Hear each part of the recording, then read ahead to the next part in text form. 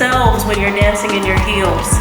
Your heels, whether it's 3 inches, 4 inches, 5 inches, it's that many more inches of you.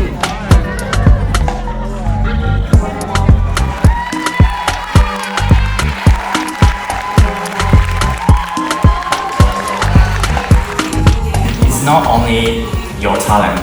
I'm sorry, no. It's same with the makeup. There is a plenty makeup artists, very talented makeup artists, but if you want to be on the top, you have to think about you as a brand. So we will be talking about comparing ourselves to others, about accepting our bodies, accepting ourselves as we are.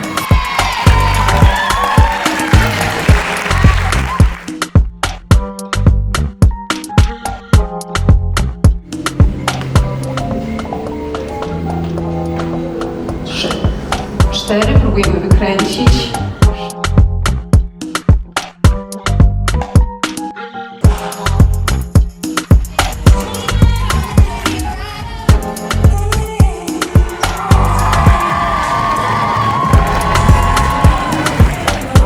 So I'm really thankful that I got into this experience, and I got into this experience with you all, and it's surreal.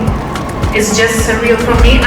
I think I will realize it the next year when we will see each other again.